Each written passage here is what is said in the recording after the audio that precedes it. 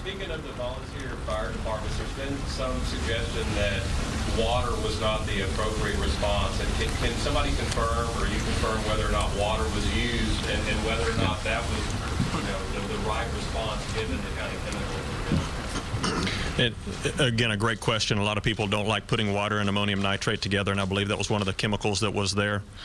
Usually when you mix those two, you have to have something that confines it in order to make it a dangerous product.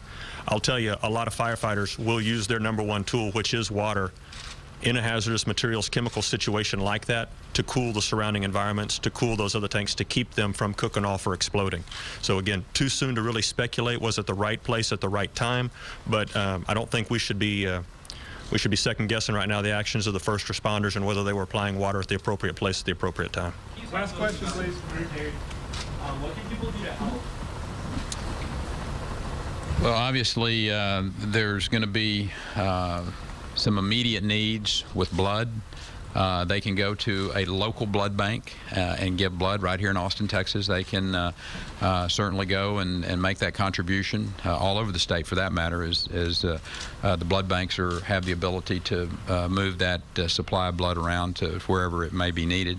I would, again, direct you to the American Red Cross. I don't know whether the Baptist Men's is on site or not. Generally, they are another organization. Find that charitable organization that will be able to assist, and certainly I would think on our website, at the governor's website, over the course of the next few days, we'll be given some opportunities for people to assist as well. Thank you all for coming out and being with us. God bless you. We have just heard from Governor Rick Perry, Lieutenant Governor David Dewhurst, Chief Nim Kidd of the DPS, and Zach Kovar from the Texas Commission on Environmental Quality on the fertilizer plant explosion in West Texas. And here's what we know.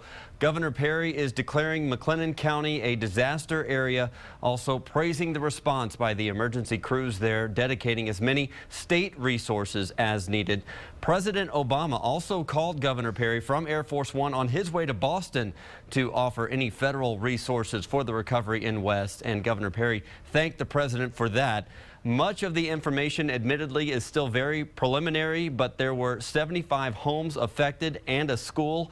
Officials are still going door to door looking for survivors. They estimate as many as 15 dead, with firefighters and paramedics among that number.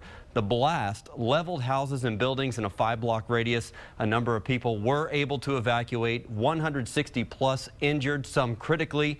Agencies across Texas, including Task Force 1 and 2, are helping, along with members from the Austin Fire Department, DPS, Texas National Guard, and the TCEQ. And the citizens of West are on their feet on the front lines, helping each other. They went through a shift change about 2 hours ago to relieve the overnight workers. The blast occurred about 7:50 last night as fire crews were fighting a fire at the West fertilizer plant. The fire sparked anhydrous ammonia, a chemical inside, which caused the explosion. It registered a 2.1 on the seismic Richter scale, with shockwaves felt as far away as the Dallas-Fort Worth area.